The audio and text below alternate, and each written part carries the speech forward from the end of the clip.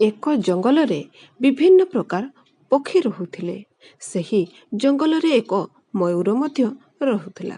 ସେ ଏକୁଟିଆ ମୟୂର ଥିଲା। ବାକି ମୟୂର ଅନ୍ୟ ଏକ ଜଙ୍ଗଲକୁ ଚାଲି ଯାଇଥିଲେ। କିନ୍ତୁ ତାକୁ ଏହି ଜଙ୍ଗଲ ବହୁତ ଭଲ ଲାଗୁଥିଲା। ସେଥିପାଇଁ ସେ ଏହି ଜଙ୍ଗଲରେ ରହୁଥିଲା। ଆଉ ଯେବେ ବର୍ଷା ହେଉଥିଲା ସେ ବର୍ଷାରେ ବହୁତ ନାଚୁଥିଲା। ଗୋଟିଏ ଦିନର କଥା, ବହୁତ ଜୋର ବର୍ଷା ହେଲା। ବର୍ଷା ଦେଖି ମୟୂର ବହୁତ ଖୁସି ହେଲା ଏବଂ ନିଜକୁ ନିଜେ କହିଲା, ଆରେ ବା, କେତେ ମଜା ଆସୁଛି। ମୁଁ ତ କହୁଛି ସବୁଦିନ ବର୍ଷା ହଉ।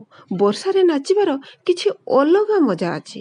ଅନ୍ୟପଟେ ଜଙ୍ଗଲର ଅନ୍ୟ ପକ୍ଷୀମାନେ ବହୁତ ଚିନ୍ତିତ ଥିଲେ, କାହିଁକି ନା ପ୍ରତ୍ୟେକ 15 ଦିନରେ ଥରେ ବହୁତ ଜୋର ବର୍ଷା ହେଉଥିଲା, ଯାହା ଫଳରେ ତାଙ୍କ ଘରେ ପାଣି ଭରି ଯାଉଥିଲା। ଏଥିପାଇଁ ସେମାନେ ବହୁତ ଦୁଃଖିତ, ଚିନ୍ତିତ ଥିଲେ। ସେମାନେ ଗୋଟିଏ ଦିନ ଗୋଟିଏ ଜାଗାରେ ଏକାଠି ହେଲେ। ହଳଦୀ ବସନ୍ତ କହିଲା, ଆମକୁ କିଛି ନା କିଛି କରିବାକୁ ପଡ଼ିବ। ପ୍ରତ୍ୟେକ 15 ଦିନରେ ଥରେ ବର୍ଷା ହେଉଛି। କୁଆ କହିଲା, ତମେ ଠିକ୍ କହିଛ, କିନ୍ତୁ ଆମେ କ'ଣ କରିବା? ପାରା କହିଲା, ଆମକୁ ବାଦଲ ସହ କଥା ହେବାକୁ ପଡ଼ିବ। ସେ ଏତେ ବର୍ଷା କରୁନାହିଁ। ଏମିତିରେ ଆମ ଜଙ୍ଗଲ ନଦୀ ହୋଇଯିବ। ଶୁଆ କହିଲା, ଆରେ ଆରେ, ଏସବୁ କେବଳ ବାଦଲର ଦୋଷ ନୁହେଁ, ଏଥିରେ ମୟୂରର ମଧ୍ୟ ଦୋଷ ରହିଛି। କୁଆ କହିଲା, କ'ଣ ମୟୂରର? ମୁଁ କିଛି ବୁଝିପାରିଲି ନାହିଁ। ମୟୂର କେମିତି? ଶୁଆ କହିଲା, ଆରେ ଯେତେବେଳେ ସେ ନାଚେ ସେତେବେଳେ ବର୍ଷା ହୁଏ। ସେ ନାଚିବ କାହିଁକି? ବର୍ଷା ମଧ୍ୟ ହେବ କାହିଁକି? କୁଆ କହିଲା, ଆଚ୍ଛା, ଏମିତି କଥା। ତ ଆମେ ମୟୂର ସହ କଥା ହେବା। ଆମେ ତାକୁ ବୁଝାଇବା, ଯଦି ତାକୁ ଏଠାରେ ରହିବାର ଅଛି ତାକୁ ନାଚିବା ବନ୍ଦ କରିବାକୁ ପଡ଼ିବ। ଏହା କହି କୁଆ ଏବଂ ଶୁଆ ମୟୂର ପାଖକୁ ଆସିଲେ। ସେ ଦୁଇ ଜଣଙ୍କୁ ଦେଖି ମୟୂର ବହୁତ ଖୁସି ହେଲା। ଆଉ ସେ ଦୁଇ ଜଣଙ୍କୁ କହିଲା, ଆରେ ଭାଇମାନେ, କ'ଣ ହୋଇଛି? ତୁମେ କ'ଣ ପାଇଁ ମୋ ପାଖକୁ ଆସିଛ? ଆମେ ଦୁଇ ଜଣ ଏଥିପାଇଁ ଆସିଛୁ କି ତୁମେ ନାଚିବା ବନ୍ଦ କର। ତୁମେ ନାଚିବା ଦ୍ୱାରା ଆମକୁ ବହୁତ ବିପଦ ପଡ଼ୁଛି।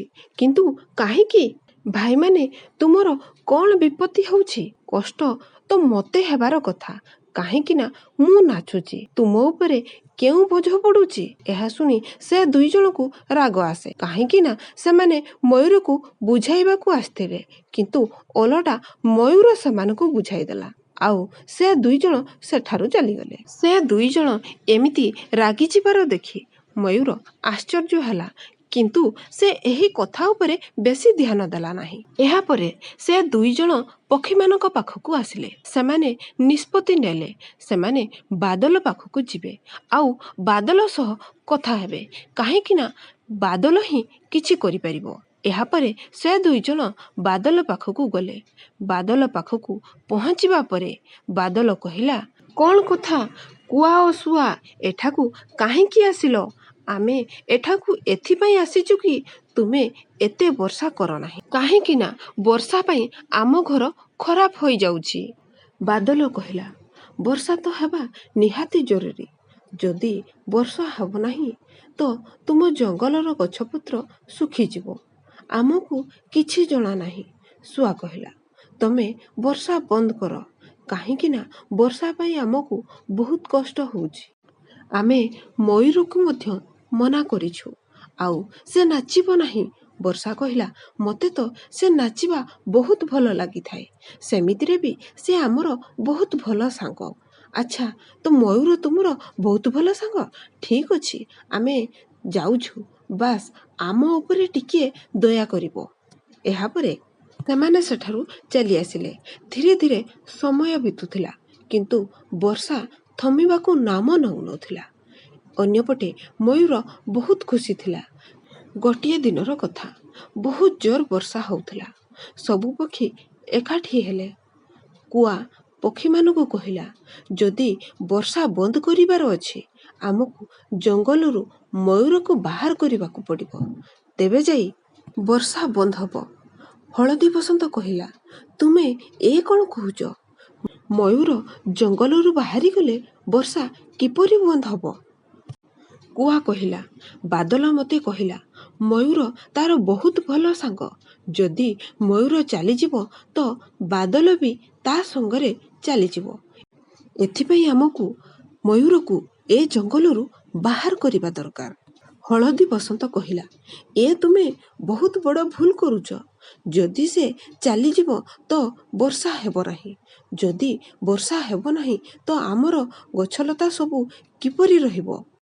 ସେମିତିରେ ବି ବର୍ଷା ଦିନରେ ବର୍ଷା ହୋଇଥାଏ। ଶୁଆ କହିଲା, ହଳଦୀ ବସନ୍ତ, ତୁମେ ମୟୂର ପଟରେ ରହି କଥା କହୁଛ। ଯଦି ତୁମେ ତା ପଟରେ ବେଶୀ ରହି କଥାବାର୍ତ୍ତା କର ତେବେ ତୁମକୁ ମଧ୍ୟ ଆମେ ବାହାର କରିଦେବୁ। ଏହା ଶୁଣି ହଳଦୀ ବସନ୍ତ ଶାନ୍ତ ରହିଲା। କାହିଁକି ନା ତା ପାଖରେ ଆଉ ଦ୍ୱିତୀୟ ଘର ନଥିଲା। ସେ ଏହି ଜଙ୍ଗଲକୁ ଛାଡ଼ି ଯିବାକୁ ଚାହୁଁନଥିଲା। କିନ୍ତୁ ତାକୁ ଜଣାଥିଲା ଯଦି ମୟୂର ଚାଲିଯିବ ତ ଜଙ୍ଗଲରେ ବଡ଼ ବିପଦ ଆସିବ। ଏହାପରେ ପକ୍ଷୀମାନେ ମୟୂର ପାଖକୁ ଗଲେ ଏବଂ ପାରା ମୟୂରକୁ କହିଲା, ତୁମେ ଆମର ଜଙ୍ଗଲକୁ ଛାଡ଼ି ଚାଲିଯାଅ। ମୟୂର କହିଲା, ଏ ଜଙ୍ଗଲ ମୋର ମଧ୍ୟ। ମୁଁ ଏ ଜଙ୍ଗଲକୁ ଛାଡ଼ି ଯିବି ନାହିଁ। କୁଆ କହିଲା, ଏ ଜଙ୍ଗଲ ଆମର। ସେମିତିରେ ବି ତମର ସମସ୍ତ ସାଥୀ ଏଠାରୁ ଚାଲିଗଲେଣି। ତମେ ବି ତାଙ୍କ ପାଖକୁ ଯାଅ। ଯଦି ତମେ ଯିବ ନାହିଁ ତ ଆମେ ତମକୁ ଧକ୍କା ମାରି ବାହାର କରିଦେବୁ। ଏ ତୁମେ ଭଲ କରୁନ। ଏ ଜଙ୍ଗଲ ସମସ୍ତ ପକ୍ଷୀମାନଙ୍କର। ଶୁଆ କହିଲା, ତୁମେ ଆମକୁ ଏସବୁ ବୁଝାଅ ନାହିଁ। ବାସ୍ ତମେ ଏହି ଜଙ୍ଗଲରୁ ଚାଲିଯାଅ। ଏହା ଶୁଣି ମୟୂର ବହୁତ ଦୁଃଖୀ ହୋଇଯାଏ ଏବଂ ଜଙ୍ଗଲକୁ ଛାଡ଼ି ଚାଲିଯାଏ। ଅନ୍ୟପଟେ ବାଦଲ ଏସବୁ ଦେଖୁଥିଲା ଏବଂ ବାଦଲକୁ ବହୁତ ରାଗ ଆସେ। ସେ ନିଜକୁ ନିଜେ କହେ, ଏବେ ଏହି ଜଙ୍ଗଲରେ କେବେ ବର୍ଷା ହେବ ନାହିଁ। ସେମାନେ କେତେ ବି କହିଲେ ଏ ଜଙ୍ଗଲରେ କେବେ ବର୍ଷା ହେବ ନାହିଁ। ଧୀରେ ଧୀରେ ସମୟ ବିତି ଚାଲିଥାଏ। ମୟୂର ଯିବା ପରେ ଜଙ୍ଗଲରେ ବର୍ଷା ବନ୍ଦ ହୋଇସାରିଥିଲା। ଏବେ ସବୁ ପକ୍ଷୀ ବହୁତ ଖୁସିରେ ଥିଲେ ଏବଂ ସେମାନେ ଆରାମରେ ତାଙ୍କ ଜୀବନ ଅତିବାହିତ କରୁଥିଲେ। ସମୟ ବହୁତ ଶୀଘ୍ର ଶୀଘ୍ର ବିତି ଚାଲିଥାଏ। 1 ବର୍ଷ କେବେ ବିତିଗଲା ତାଙ୍କୁ ଜଣାପଡ଼ିଲା ନାହିଁ ଏବଂ ଗରମ ବହୁତ ଜୋର ବଢ଼ିବାକୁ ଲାଗିଲା। ଗରମ ଫଳରେ ସବୁ ପକ୍ଷୀ ବହୁତ ଅସୁବିଧା ଭୋଗିଲେ। କାହିଁକି ନା ପାଣି ଅଭାବ ଦେଖାଦେଲା। ଗଛଲତା ଶୁଖିବାକୁ ଲାଗିଲା। କିନ୍ତୁ ବର୍ଷା ଏବେ ମଧ୍ୟ ହେଲା ନାହିଁ। ଏହା ଦେଖି ସବୁ ପକ୍ଷୀ ଏକାଠି ହେଲେ। କୁଆ କହିଲା, ଆରେ ଭାଇମାନେ, ବର୍ଷା କ'ଣ ପାଇଁ ହଉନାହିଁ? ପୁରା 1 ବର୍ଷ ବିତିଗଲାଣି। ହଳଦୀ ବସନ୍ତ କହିଲା, ତୁମେ ଏବେ ବର୍ଷାର ଚିନ୍ତା କ'ଣ ପାଇଁ କରୁଛ? ବର୍ଷା ତୁମ ପାଇଁ ବନ୍ଦ ହୋଇଛି। ଶୁଆ କହିଲା, ଏ ତୁମେ କ'ଣ କହୁଛ? ହଳଦୀ ବସନ୍ତ, ତୁମର ମୁଣ୍ଡ ଠିକ୍ ଅଛି ତ? ହଳଦୀ ବସନ୍ତ କହିଲା, ହଁ, ମୋର ମୁଣ୍ଡ ଠିକ୍ ଅଛି। କିନ୍ତୁ ତୁମର ମୁଣ୍ଡ ଖରାପ ହୋଇଯାଇଥିଲା।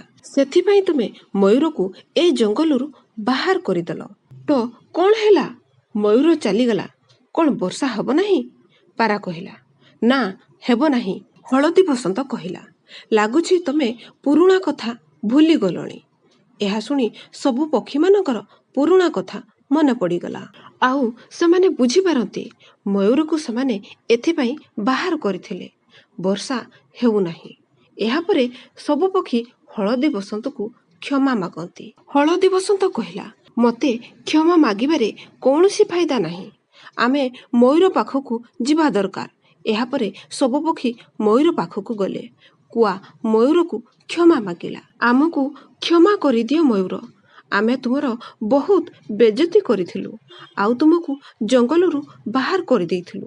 କିନ୍ତୁ ଆମ ସହ ଚାଲ, କାହିଁକି ନା ଜଙ୍ଗଲରେ ବର୍ଷା ହେଉନାହିଁ।